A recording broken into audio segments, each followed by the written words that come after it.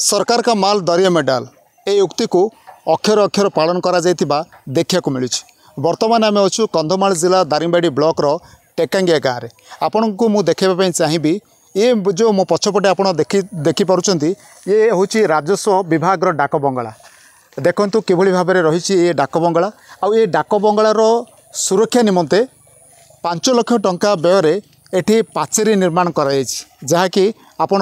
देखिपुंट जे किभली भाव में नवनिर्मित सुरक्षा निमंते पाचेरी निर्माण कराई किंतु ए डाक बंगलाटी दीर्घ वर्ष है वर्तमान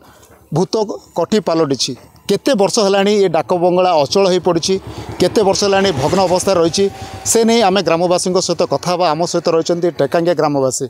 कौन कह आज्ञा ये जो डाक बंगला राजस्व विभाग ये केते वर्ष है एमती माने भग्न अवस्था पड़ी केबे चालू ना यहाँ 30 वर्ष खंडे है भग्न अवस्था अच्छे। अच्छा तो कौन सी लोक ये रोना ना कौन से लोक रोना। अच्छा 30 वर्ष है। हाँ 30 वर्ष है। अच्छा जिते बड़े ये कोठाटी वर्तमान भूत कोठी पलटि 30 वर्ष है कौन से कम लगुनि किंतु या सुरक्षा देवाई वर्तमान प्रशासन तरफ टंका खर्च कराई पाखापाखि 5 लाख टंका जिते बड़े कोठाटी भग्न अवस्था रही जिते कोठाटी कौन से कम लगुनि ए पाचेरी निर्माण कर आवश्यकता रही कि हाँ रही केमती माने भविष्य लोक मान कौन उपकार आइब तापरे एटा गोटे रिबन बंगला बाउंडर एटा जगह जतकी अच्छी आमे भी कौन सी प्रकार जानू गवर्नमेंट आसिक तदंत करके सुरक्षा देले भलो किंतु एबे जो कोठा रही भग्न अवस्था रही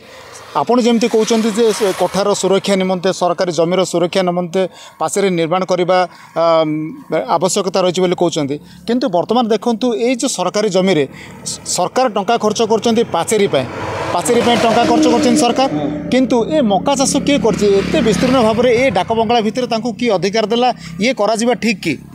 सेटा माने सरकार कौन से पदक्षेप ना ना या तो अच्छे पड़ा पड़ी कर। अच्छा किंतु ये बेनियम काम कि नहीं। हाँ यहाँ गोटे बेनियम काम जोठी सरकार जमी को सुरक्षा देवाई डाक बंगला को सुरक्षा देवाई जो प्रशासन तरफ 5 लाख टंका व्यय पाचेरी निर्माण करागला आठी माने लोक ये मका चाष कर ये माने ठीक ना भूल एटा पूरा पूरी भूल आपण देखु कहीं ग्रामवासी अच्छा जो मैंने स्वीकार कर दीर्घ वर्ष है जिते कोठाटी भग्न अवस्था रही भूत कोठी पलटि जाइए से समय या सुरक्षा देवाई पाचेरी निर्माण करागला सरकार को टंका पाचेरी निर्माण लगी एटी विनियोग है किंतु मका चाष किंतु बेसरकारी लोक लगे आज्ञा ये कौन ठीक कि माने ये जो मका चाष करवा ठीक कि बंगला भितर भूल आगे भूल ना। हाँ भूल। अच्छा तो ये हेबा कथा नहीं। हाँ हेबा कथा ना एटा। अच्छा जिते सरकार कोठा को सुरक्षित देवाई सरकार टंका खर्च कर जमीरे माने बेसरकारी लोक से चाष कर ये ठीक कि एटा आज्ञा गवर्नमेंट जगह। हाँ आउ गवर्नमेंट ऑफिस आ सरकार जिते चाहिए से से मैंने आसीपारती। हाँ तो दायित्व जहाँ दिखाई से लोक ही एटा दायित्व नेबा कथा से निजे ही चाष करुच्ची आमर तो कहबार किसी अधिकार ना गवर्नमेंट जहाँ कर बेआईन काम हो बेआईन काम हो। आपड़ शुणुले कहीं टेकांगिया ग्रामर ये जो ग्रामवासी मैंने कहते जे सरकार जमी रही सरकार कोठरी रही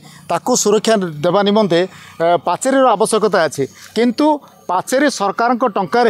किंतु मका चाष किंतु बेसरकारी लोक ये बेआईन भाव चाष कर जहाँकि ठीक ना। आपड़ देखु बर्तमान आम से कोठरी को जीवा जो भग्न अवस्था रही से डाक बंगला को जीवा देखु किभली भाव में से कोठरी को जीवाई से डाक बंगला को जीवाई बर्तमान एटी मक्का बाड़ भितर जा पड़े असुरक्षित कोठा रही केमिति रही से कोठा से भूत कोठरी कोठा किभली भाव रही से कोठा को आम आपन को देखू किभली भाव में भग्न अवस्था रही से डाक बंगलाटी रही भग्न डाक बंगला को सुरक्षा देवाई सरकार को तहबिल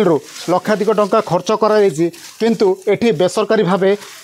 बेआईन भाव में ये मका चाष कराई किभली भाव में सरकार जो टंका रही तहबिल किभली भाव में माने अपव्यय करा देखु ये सही कोठा जहाँकि पूरा भग्न अवस्था रही मुझे देखा चाहिए ये से राजस्व बंगला राजस्व विभाग बंगला देखंतु पूरा भग्न अवस्था रही केवल घर भितर आपन को देखा चाहिए केवल आजबेस्ट रही भग्न अवस्था रही एवं झरका कबाट कौन भी ना एवं तार पूरा द्वार नहीं झरका नहीं कबाट नहीं पूरा अपरिष्कार रही ए कोठा को सुरक्षा देवाई सरकार को तहबिल रु 5 लाख टंकार पाचेरी निर्माण कराई जहाँकि ग्रामवासी कहते जे यही भग्न अवस्था रही कोठा को सुरक्षा देवा निमंते जो 5 लाख टंकार जो एठी अपव्यय करा जायछि ताहा